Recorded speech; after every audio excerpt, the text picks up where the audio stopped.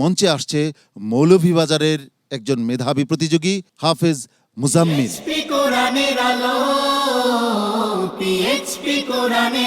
আসসালামু আলাইকুম ওয়া রাহমাতুল্লাহি ওয়া বারাকাতুহু। ওয়ালাইকুম আসসালাম ওয়া রাহমাতুল্লাহি ওয়া বারাকাতুহু। হাফেজ মোহাম্মদ মুজাম্মিল না? জি। তো মাহে রমাদান মাস, কোরআন নাজিলের মাস। তো আমরা আজকে আপনার কাছ থেকে একটু কোরআনুল কারীমের তেলাওয়াত শুনবো। আউযু বিল্লাহি মিনাশ শাইতানির রাজীম।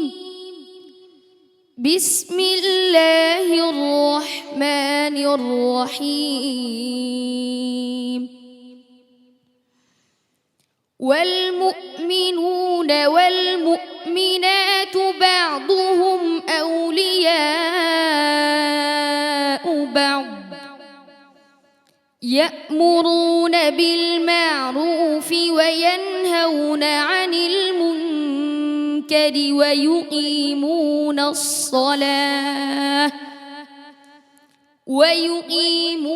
الصلاة ويؤتون الزكاة ويطيعون الله ورسوله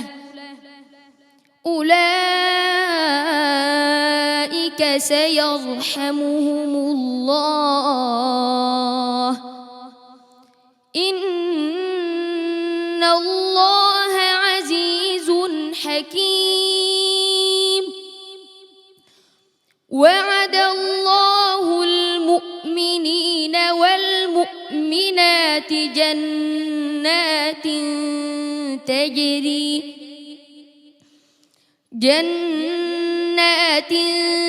تجري من تحتها الأنهار خالدين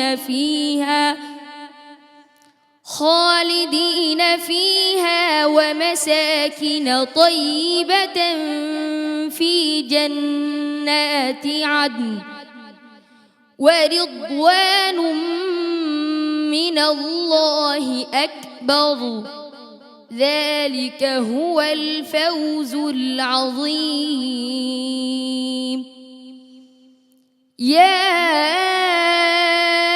أيها النبي جاهد الكفار والمنافقين واغلظ عليهم ومأواهم جهنم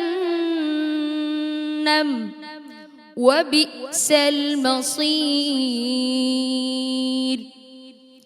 يحلفون بالله ما قالوا ولقد قالوا كلمة الكفر وكفروا بعد إسلامهم وهموا بما لم ينالوا وما نقموا إلا أن أغناهم الله ورسوله من فضله فإن يتوبوا يك خيرا لهم وإن يتولوا يعذبهم الله عذابا أليما في الدنيا والآخرة وما لهم في الأرض من ولي ولا نصير. ومنهم من عاهد الله لئن آتانا من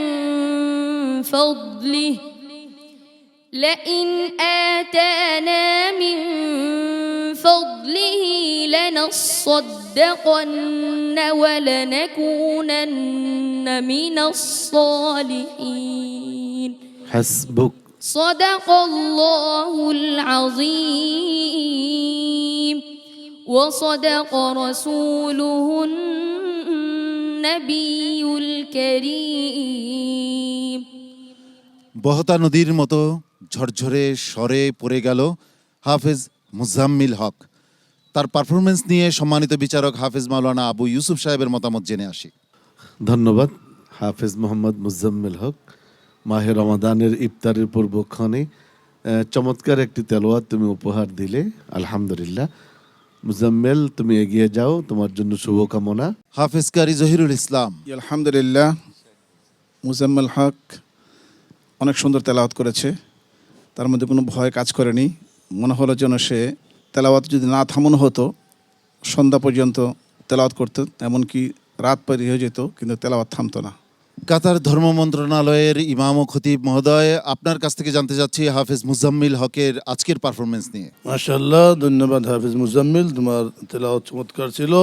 একটা পরামর্শ দিব, তুমি জান্নাতিন তাজরি বলে থামবা না, জান্নাত লা তাজরি, জান্নাত বলে থেমে যাবা, তারপরে জান্নাতিন তাজরি মিন তাহতিল আনহার, তারপরে আদন আদন ওয়া মাসাকিন তাইয়িবাতান ফি জান্নাতি আদন, দাল কলকলা করে নুনকে সাকিন করবো। জাযাকাল্লাহ, এগিয়ে যাও, আল্লাহ তোমার সাথে আছেন।